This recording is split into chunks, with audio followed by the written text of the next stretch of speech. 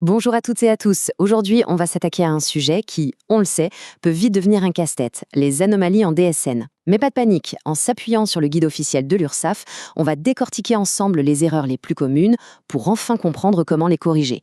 L'idée, c'est de rendre tout ça beaucoup plus clair. On a tous déjà connu ça, non? Recevoir ce fameux compte-rendu métier avec une liste d'anomalies à non plus finir. Et là, la question qui tue. Par où est-ce que je commence? Laquelle est la plus urgente? Eh bien, c'est exactement ce qu'on va voir ensemble.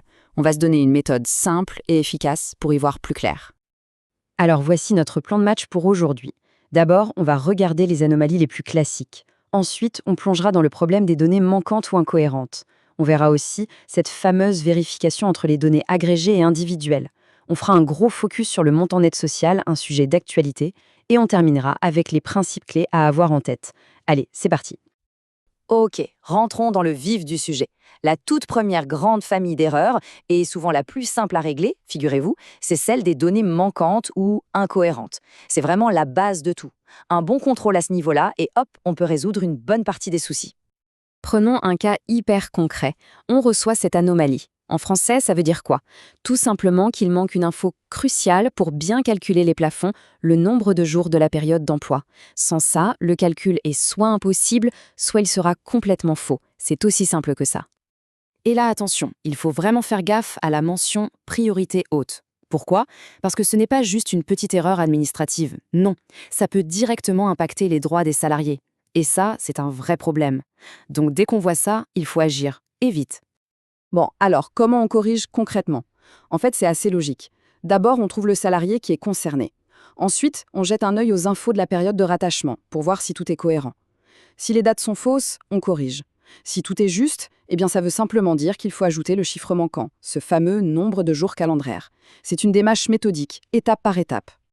Allez, on passe à une autre catégorie d'erreurs super fréquentes, les petites incohérences entre les montants totaux qu'on appelle agrégés et la somme des données de chaque salarié. C'est un point de contrôle, mais fondamental en DSN. Voilà l'anomalie type. Pour le dire simplement, ça veut dire que le total qu'on a déclaré pour une cotisation, eh bien, il ne correspond pas à la somme de ce qu'on a déclaré pour chaque personne. L'URSSAF, elle, fait l'addition de son côté. Et si ça ne matche pas, bim, l'anomalie est levée. C'est une sorte d'alerte de cohérence. Et encore une fois, regardez, la priorité est haute. Une incohérence comme ça peut non seulement affecter les droits des salariés, mais surtout c'est vu comme un manquement aux obligations. En gros, ça envoie le signal que la déclaration n'est pas fiable. Pour la correction, la logique est vraiment imparable. On part du plus petit, la maille individuelle, salarié par salarié. On vérifie que les assiettes de cotisation sont justes pour chacun. Ensuite, on fait la somme de tout ça et on s'assure que le montant agrégé qu'on a déclaré correspond bien à ce total. Si c'est pas le cas, on a juste l'agrégé. C'est tout. Et le point crucial à comprendre ici, c'est que ce principe, il n'est pas valable que pour un seul cas. Cette logique de cohérence entre l'individuel et l'agrégé, c'est un véritable pilier de la DSN. Ça s'applique à plein de cotisations. L'assurance chômage, le FNA, la CSG. Une fois qu'on a compris ça, on peut résoudre une tonne d'anomalies de ce type.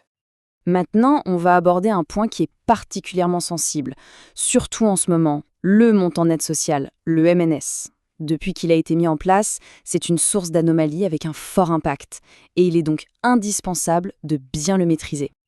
Le MNS, c'est vraiment un sujet central. Et c'est important de comprendre pourquoi. Ce n'est pas juste un chiffre de plus sur une ligne de paie, loin de là.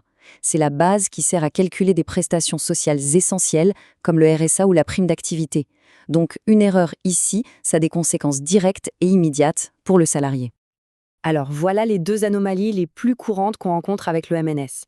La première, elle signale un écart entre ce que l'URSSAF a calculé de son côté, le MNS estimé, et ce qui a été déclaré. La seconde est encore plus simple, on a déclaré un MNS alors que l'URSSAF, elle, pense qu'il devrait être à 0. Et dans les deux cas, vous l'aurez deviné, la priorité est haute parce que ce sont les droits des salariés qui sont en jeu. Pour corriger ces erreurs, il y a deux mécanismes principaux.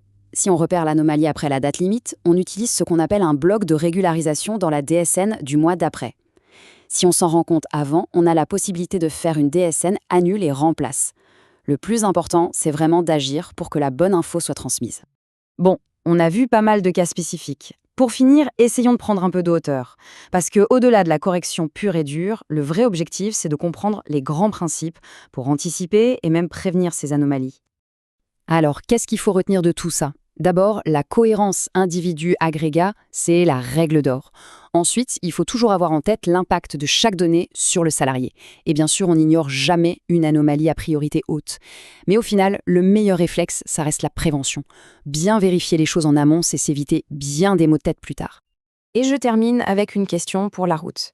En réfléchissant à sa propre façon de faire, quelle petite vérification toute simple, inspirée de ce qu'on vient de voir, pourrait être ajoutée dès demain pour rendre la prochaine DSN encore plus juste et éviter la prochaine anomalie?